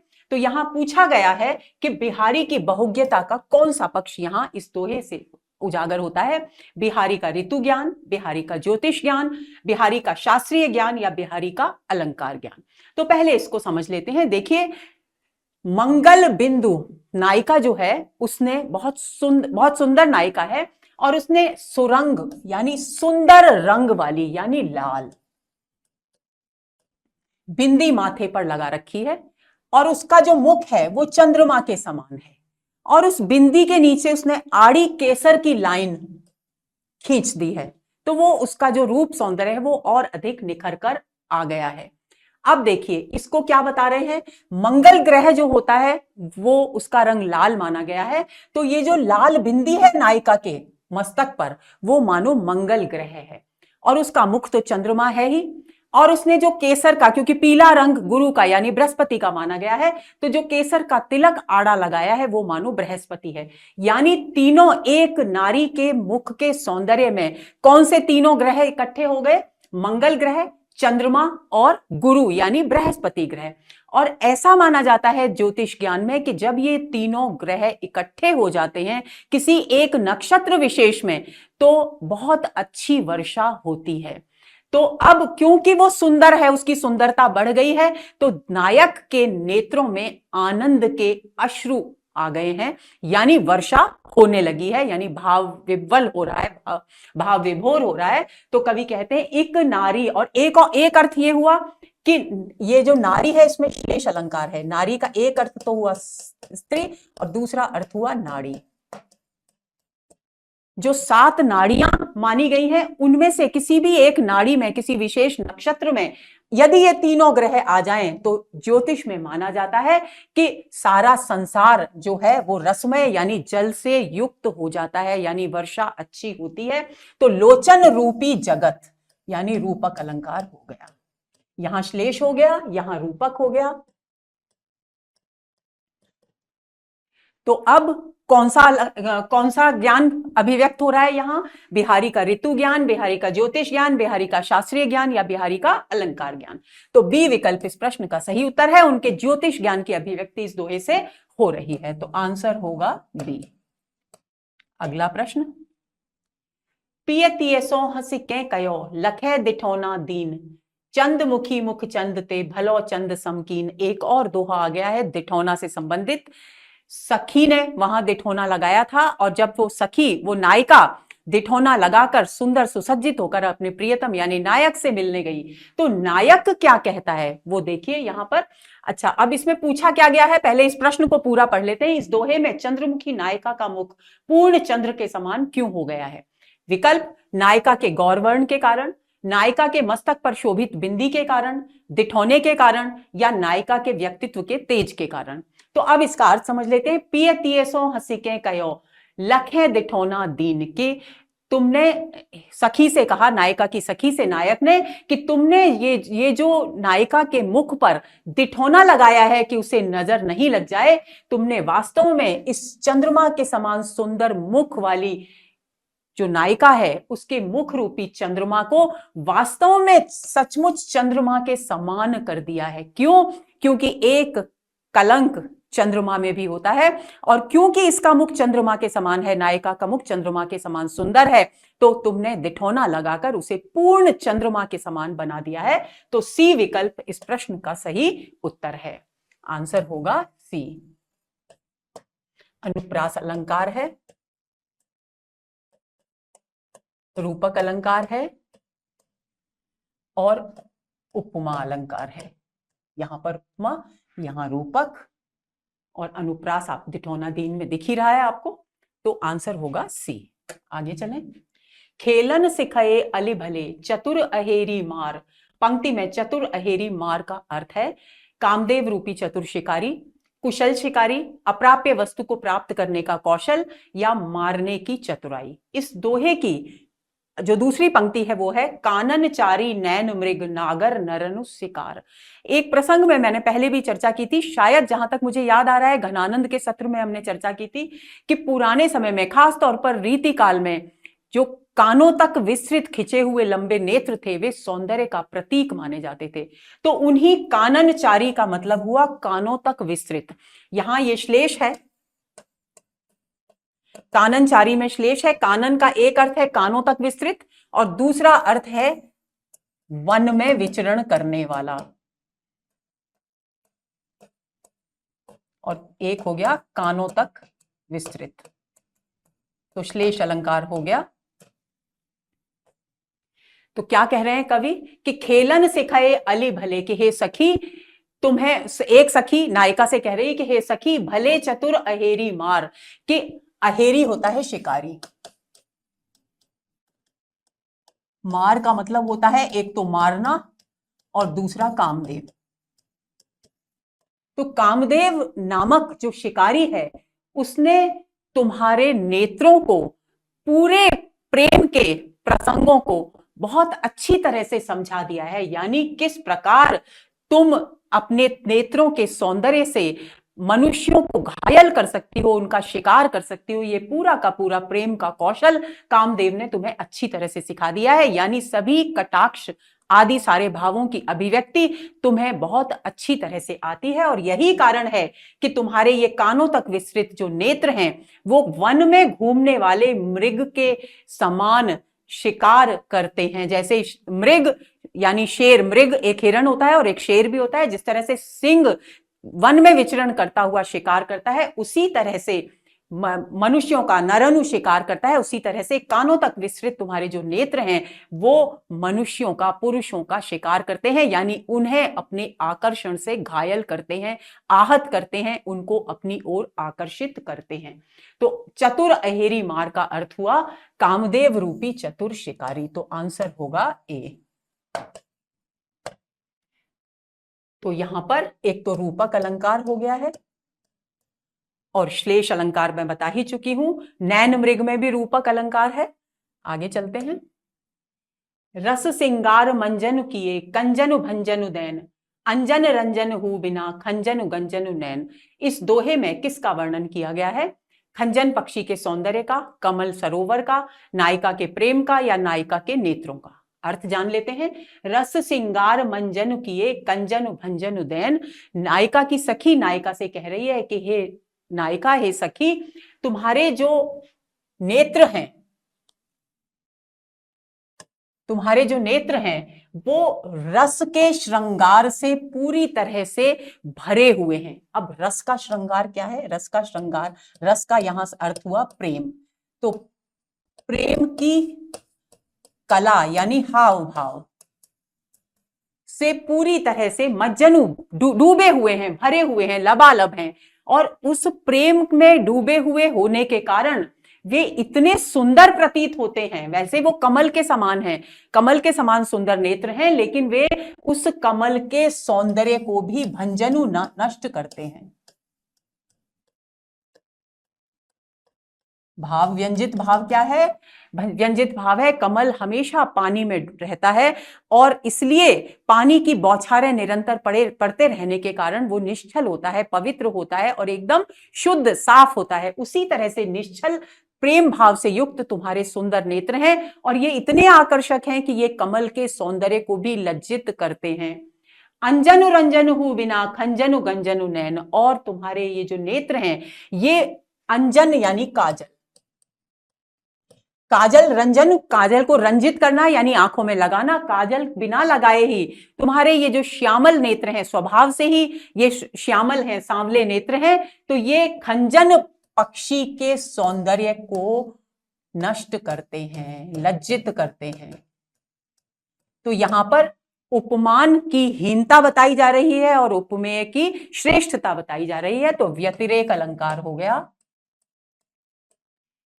अब किसकी बात की गई है, किसका वर्णन किया गया है? नायिका के नेत्रों के सौंदर्य का वर्णन किया गया है, तो डी विकल्प इस प्रश्न का सही उत्तर है। आगे चलें। साजे मोहन मोह को मोही करत कुचैन, कहा करो उल्टे परे टोने लोने नैन।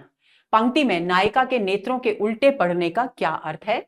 नायिका की पुतलियां फिर गई हैं, अंजन न लगाने से नायिका के नेत्र श्रीहीन हो गए हैं, श्रीहीन यानी सौंदर्य से रहित। पीके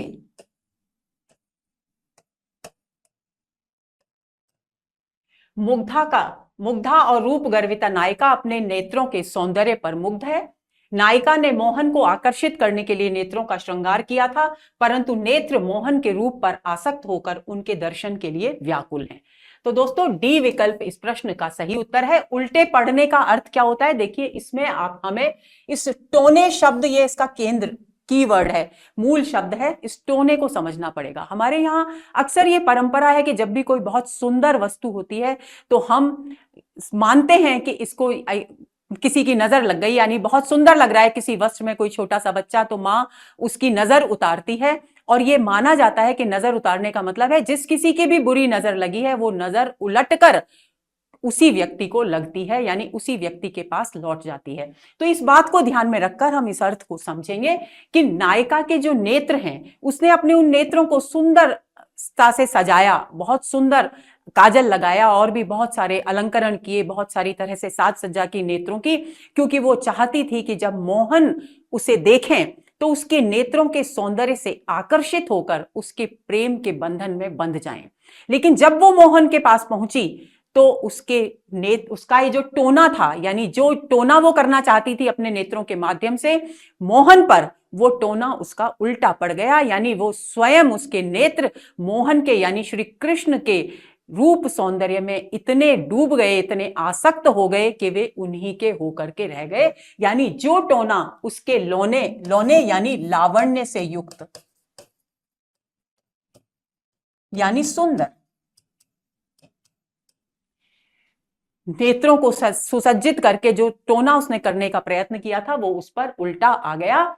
साजे मोहन मोह को, मोहन को मोहित करने के लिए मैंने इन नेत्रों को सजाया था। मोही करत कुचैन, अब जिस दिन से इन नेत्रों ने मोहन को देखा है ये मुझे ही कुचैन यानी मेरा ही चैन समाप्त हो गया है, निरंतर मुझे बेचैन करते रहते हैं ये नेत्र, क्योंकि इन नेत्रों में निरंतर मोहन के दर्शनों की, श्री कृष्ण के दर्शनों की व्याकुलता बनी रहती है, लालसा बनी रहती है। कहा करो, नायिका कह रही है अपनी सखी से कि क्या करूं हे सखी, ये मेरे नेत्र सुसज्जित करके जो टोना मैंने किया था कि मैं इनके माध्यम से मोहन को अपने प्रेम में फंसा लूंगी, प्रेम में बांध लूंगी, ये टोना मुझ पर वास्तव में उल्टा पड़ गया है। तो डी विकल्प इस प्रश्न का सही उत्तर है। अगला प्रश्न, याके उर और कछु लगी बिरह की लाए, पजरे नीर गुलाब के प्रिय की बात बुझाए। दोहे का वर्ण्य विषय है नायिका की विरह वेदना जिसका उपचार प्रिय मिलन है, नायिका की सौतिया डाह की पीड़ा जो केवल नायक ही दूर कर सकता है, नायिका की नायक की निष्ठुरता से उत्पन्न पीड़ा, या नायिका का नायक से रूठना। तो दोस्तों ए विकल्प इस प्रश्न का सही उत्तर है। कैसे? याके उर और कछु लगी बिरह की लाए, पजरे नीर गुलाब के प्रिय की बात बुझाए। यहां पर नायिका विरह में व्याकुल है और उसकी सखियां उस उपचार कर रही हैं तरह तरह से कि उसकी विरह की अग्नि शांत हो, क्योंकि उसकी व्याकुलता दिनों दिन बढ़ती ही जा रही है। लेकिन उसकी विरह की अग्नि है कि शांत ही होने का नाम नहीं देती। तो उसकी सखियों को लगता है कि याके और कछु, कि इसके हृदय में कुछ और है, इसको ये विरह की आग नहीं लगी है, इसको कुछ और ही अलाय बलाय कुछ और लग गई है, कोई और विपत्ति इस पर आ गई है। क्यों?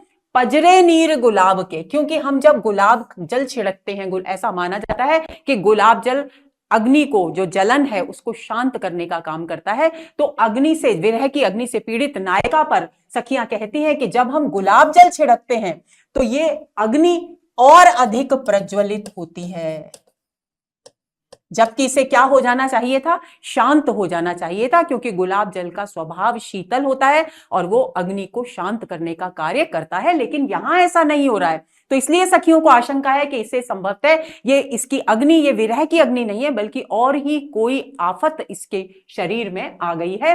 प्रिय की बात बुझाए, और ये कैसी विचित्र अग्नि है विरह की, कि जब प्रिय की चर्चा, बात के दो अर्थ है, एक तो चर्चा और एक वायु।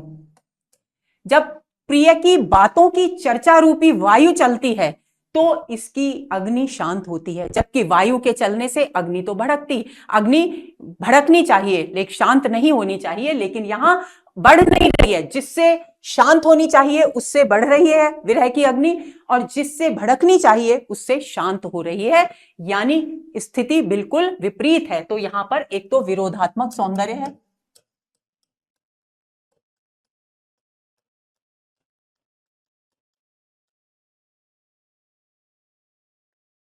नायिका की विरह वेदना जिसका उपचार प्रिय मिलन है। क्योंकि कब शांत हो रही है विरह की अग्नि? जब प्रियतम के विषय में चर्चा की जा रही है, यानी संकेत क्या है कि प्रिय के दर्शन से ही विरह की अग्नि शांत हो सकती है। तो आंसर हुआ ए।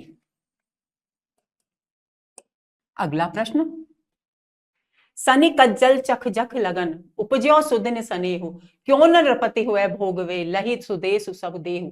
बिहारी के उपर्युक्त दोहे में उनकी बहुज्ञता का कौन सा पक्ष प्रकट हुआ है? आरपीएससी असिस्टेंट प्रोफेसर 2020 और यूपी पीजीटी 2021 में ये प्रश्न पूछा गया। दोस्तों ये प्रश्न 25 से 50, 26 से और 50 दोहों के बीच में नहीं है, बल्कि 1 से 25 दोहों के बीच में है। तो इसको आप ध्यान में देंगे। विकल्प है वैदिक ज्ञान, राजनीति, देशाटन या ज्योतिष ज्ञान। तो डी विकल्प इस प्रश्न का सही उत्तर है, क्योंकि यहां कवि बिहारी का ज्योतिष ज्ञान सामने आ रहा है। ऐसा माना जाता है ज्योतिष में कि जब शनि और मीन लग्न में उत्पन्न हो कोई बालक, मीन लग्न में शनि के आने पर जब उत्पन्न हो, तो ऐसा बालक राजसी ठाट बाट को भोगता है। तो अब शनि रूपी काजल जो नायिका के नेत्र हैं, वो झष यानी मछली, मीन रूपी मछली के समान सुंदर नेत्र हैं, और उनमें काजल काले रंग का है, और शनि का रंग भी काला माना गया है।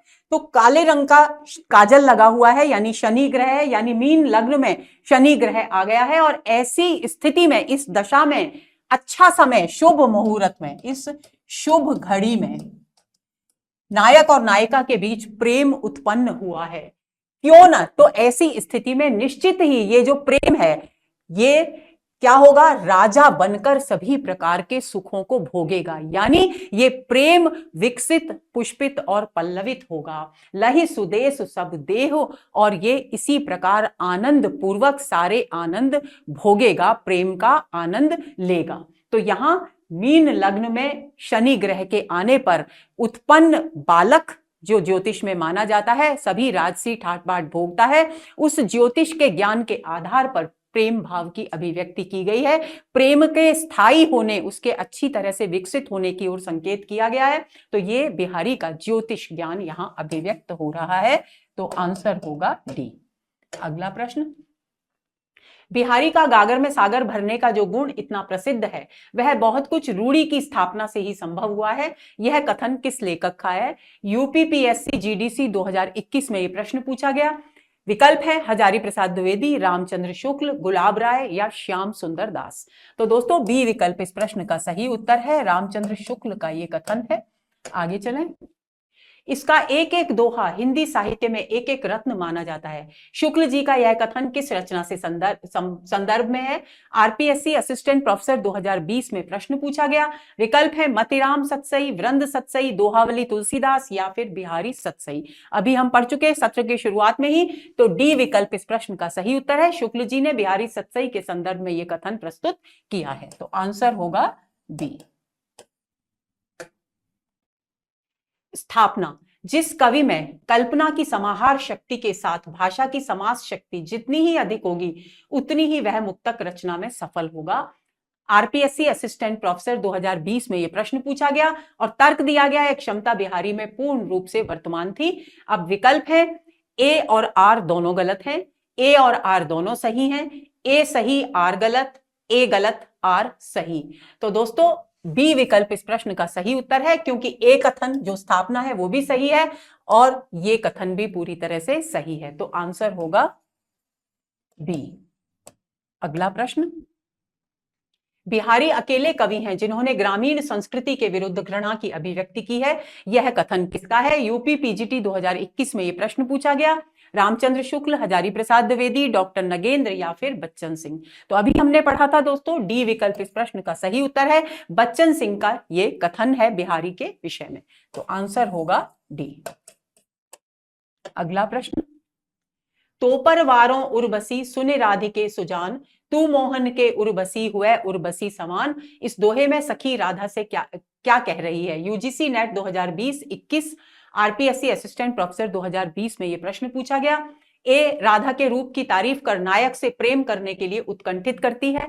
बी नायक की बेवफाई के कारण उससे दूर रहने की सलाह देती है। सी नायक की धृष्टता के कारण मान करने को कहती है। या डी राधा के रूप की तारीफ कर उसका मान छुड़ाती है। तो दोस्तों ए विकल्प इस प्रश्न का सही उत्तर है। राधा के सौंदर्य की तारीफ करती है और नायक से प्रेम के लिए उत्कंठित करती है। इसका अर्थ को समझ लेते हैं। बिहारी कहते हैं कि सखी अपनी सखी से यानी नायिका से कहती है, तोपर वारों उर्वशी सुन राधिके सुजान, कि हे राधिके सुजान, तुम पर मैं स्वर्ग की, तुम इतनी सुंदर हो कि स्वर्ग की जो अप्सरा है, इंद्रलोक की जो अप्सरा है उर्वशी, उसका सौंदर्य भी तुम्हारे सामने कुछ नहीं है। मैं उसके सौंदर्य को भी तुम पर न्यौछावर कर सकती हूं और तुम मोहन के, श्री कृष्ण के हृदय में उसी प्रकार वशी हो जिस प्रकार स्त्रियों के हृदय पर उर्वशी नामक आभूषण बसा रहता है, शोभायमान होता है, यानी उनके हृदय में तुम्हारे सुंदर छवि विद्यमान है। यहां पर उर्वशी शब्द में यमक अलंकार है। उर्वशी के तीन, एक तो ये तो है अप्सरा, उर्वशी यानी हृदय में बसी हो, और ये आभूषण, गले में पहना जाने वाला आभूषण जो वक्ष पर विद्यमान रहता है। तो ए विकल्प इस प्रश्न का सही उत्तर है। अगला प्रश्न। मेरी भव बाधा हरो राधा नागर सोए, जातन की झाई परे श्याम हरित दुति होए। मैं रेखांकित अंश से संकेतित नहीं है, यानी ये रेखांकित अंश है, इसका संकेत पूछा गया है श्याम हरित दुति होए। इन ऑप्शंस को देखते हैं। मन के कलुष का दूर होना, गौरवर्णीय राधा का श्याम वर्णी होना, श्याम रंग का हरित वर्ण होना और कृष्ण की कांति कम होना। तो दोस्तों बी विकल्प इस प्रश्न का सही उत्तर है, क्योंकि इस पंक्ति का गौर वर्ण की राधा श्याम वर्ण की हो जाती है, ये अर्थ बिल्कुल भी नहीं है। मन का कलुष दूर हो जाता है, ये सही है।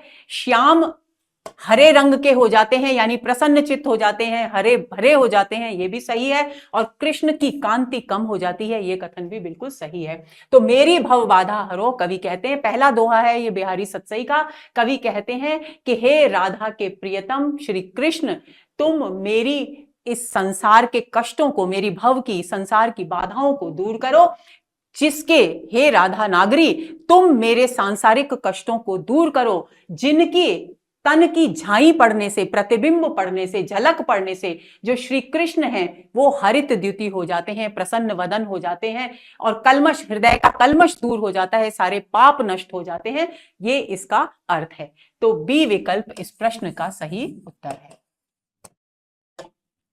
बिहारी के किस दोहे में भक्ति का संदर्भ नहीं है? जम करे मुंह तर हरि पर्यो, इह धरे हरि चित लाओ, विषय तृषा परे हरि अजो, नर हरि के गुण गाओ।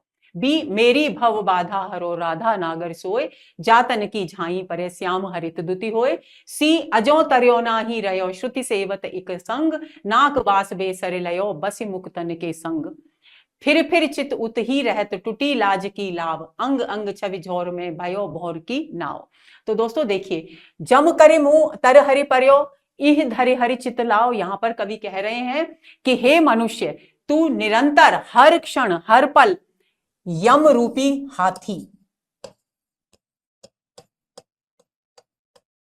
करी मतलब हाथी, यम रूपी हाथी के मुंह के नीचे पड़ा है, यानी कभी भी काल तुझे अपने गिरफ्त में ले सकता है। इस बात को तू अपने चित्त में धारण कर। इह धर हरि चित लाओ, हरि में यानी ईश्वर में अपना मन लगा, यानी भक्ति का संदर्भ यहां आ गया है। विषय तृषा परिहर और अजो, और आज ही इन विषय वासनाओं और तृष्णाओं का तू परिहरी यानी त्याग कर दे, और नर हरि के गुण गा, यानी ईश्वर के नारायण के गुण गा। तो ये भक्ति भाव हो गया। मेरी भव बाधा हरो, अभी हम इसका अर्थ कर चुके हैं, भक्ति भाव है। अजो तरियो ना ही रहो श्रुति सेवत एक संग, इसमें भी भक्ति भाव है, क्योंकि कवि कह रहे हैं तरियोना एक आभूषण होता है और बेसरी एक आभूषण होता है। तरियोना कान में पहना जाने वाला आभूषण होता है और बेसरी नाक में पहना जाने वाला आभूषण होता है। आप इस बात को अच्छी तरह समझ लीजिए कि कान में पहने जाने वाला आभूषण बालों में छिप भी जाता है, यानी सबको अच्छी तरह से पूरी तरह से उसका सौंदर्य दिखाई नहीं देता, लेकिन नाक में पहना जाने वाला आभूषण निरंतर दिखाई देता है, यानी उसका सौंदर्य सभी को आकर्षित करने की क्षमता रखता है। इस बात को आधार बनाकर कवि कह रहे हैं कि वह मनुष्य अजो तरियोना ही रयो श्रुति सेवत एक संग, निरंतर वेदों का एक रंग एक निष्ठ भाव से, एक निष्ठ भाव से वेदों का पाठ करता रहा, वेदों की सेवा करता रहा, उसके अनुसार जीवन जीता रहा, लेकिन फिर भी वो तरा नहीं, यानी संसार से पार नहीं हुआ। एक अर्थ ये हुआ कि कितना ही निरंतर कानों की सेवा, श्रुति कानों की सेवा करता रहा। श्रुति में क्या भी दो अर्थ हो गए, एक तो वेद और एक कान। तो कानों की सेवा करता रहा, लेकिन वो तरियोना अपने सौंदर्य से दूसरों को आकर्षित नहीं कर सका, क्योंकि वो कान पीछे की तरफ ही लगा रहा। नाक बासे बेसर ले, लेकिन जो जबकि तरियोना अधिक सुंदर था, लेकिन नाक बास बेसर लयो, बेसर का एक अर्थ है आभूषण और दूसरा अर्थ है निम्न प्राणी।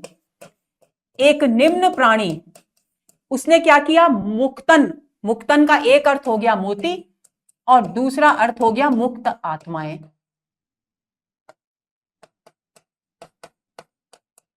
मुक्त आत्माओं का साथ लेकर नाक के समान, नाक का वास प्राप्त कर लिया, यानी उच्चतम स्थान प्राप्त कर लिया, यानी स्वर्ग प्राप्त कर लिया, यानी संसार सागर से तर गया, मुक्ति प्राप्त कर ली। और एक अर्थ हो गया कि उस बेसर आभूषण ने अपना मोतियों का के सहयोग से अपने सौंदर्य को दुगना किया और नाक का उच्चतम स्थान प्राप्त कर लिया।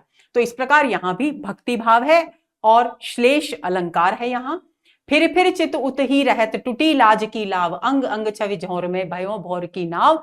नायिका आकर्षित है नायक के प्रेम में, सखी उसे रोकने की कोशिश करती है, लेकिन वो कहती है, नायिका कहती है कि मेरा चित्त अब जैसे कोई नौका होती है, जब उसका बंधन मुक्त हो जाता है तो वो पानी में जो भंवर होता है उसमें गोल गोल चक्कर काटती रहती है। मेरे चित्त की स्थिति भी है सखी वैसी ही हो गई है, क्योंकि लाज का बंधन मेरे चित्त ने छोड़ दिया है। लाज की लाव, लाव मतलब रस्सी, छोड़ दी है, और इसलिए मेरा जो चित्त है, जैसे भंवर की नाव, भंवर में फंसी हुई नाव गोल गोल एक ही व्यक्ति के एक ही स्थान पर घूमती रहती है, उसी तरह से मेरा जो चित्त है वो उस भंवर में फंसी हुई नौका के समान उस नायक के सौंदर्य की, अंग अंग के सौंदर्य की छवि में चक्कर लगाता रहता है, यानी मेरा चित्त नायक की तरफ से कभी विमुख, पल भर के लिए भी विमुख नहीं होता। यानी इसकी विषय वस्तु, इसका वर्ण्य विषय है प्रेम।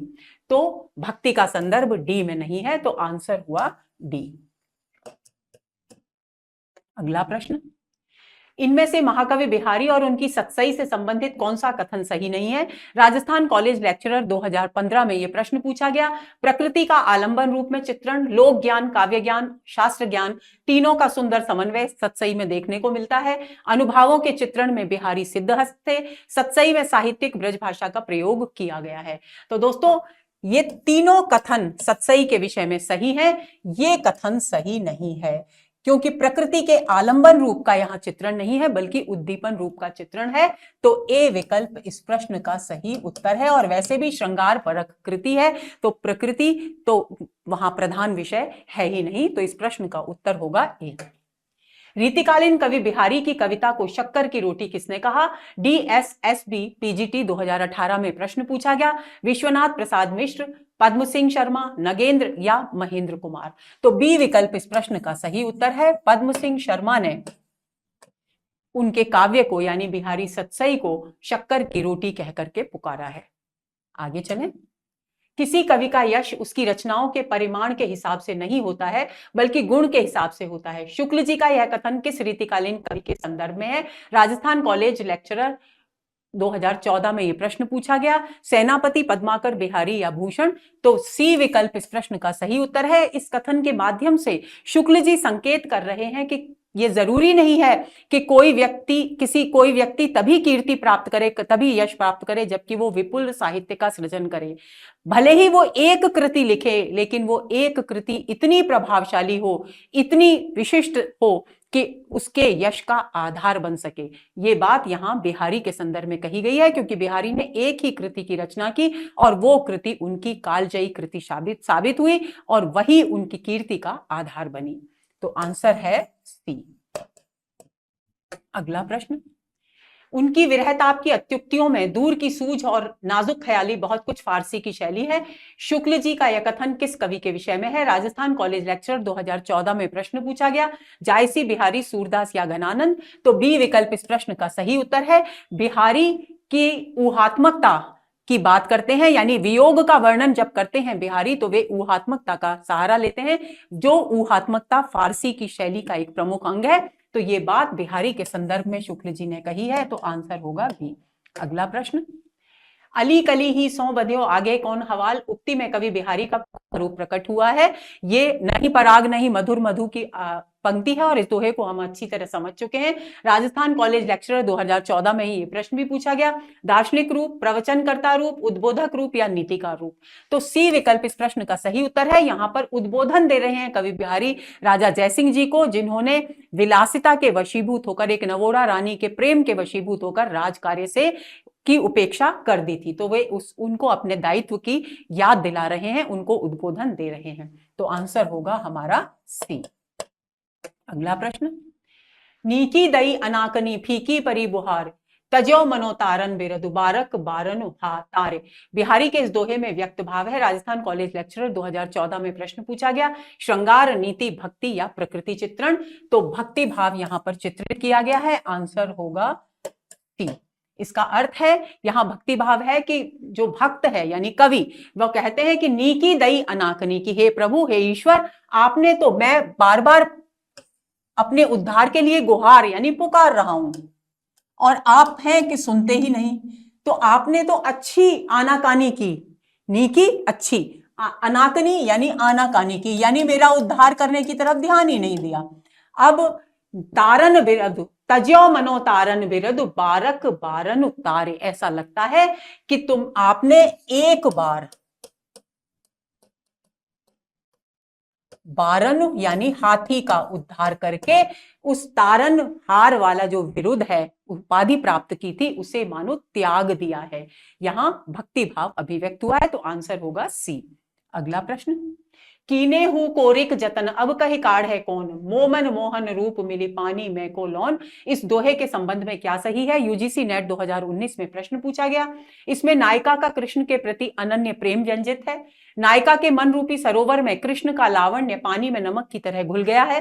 कृष्ण की रूपाशक्ति से नायिका अपने मन को अलग करना चाहती है। कोरिक का अर्थ है कचोटना।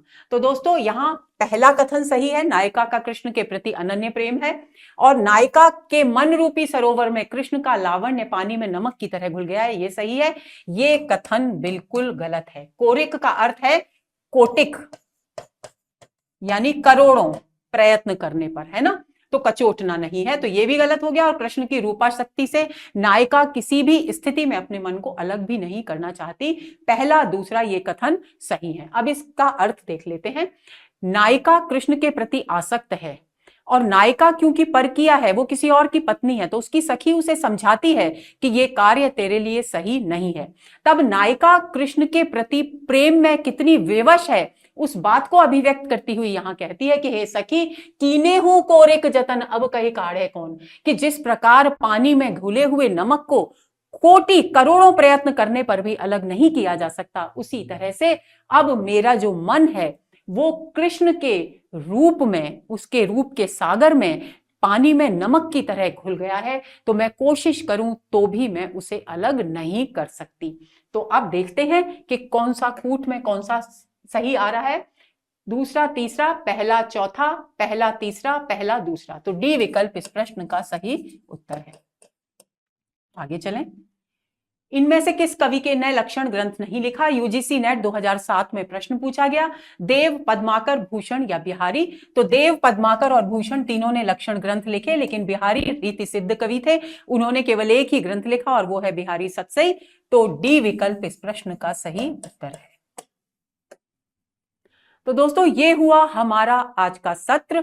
उम्मीद करती हूं कि बिहारी से संबंधित सभी आपकी समस्याएं दूर हो गई होंगी, आपके सारे जितने भी भ्रम थे वो समाप्त हो गए होंगे। अगले सत्र के इंतजार में रहिए। नमस्कार।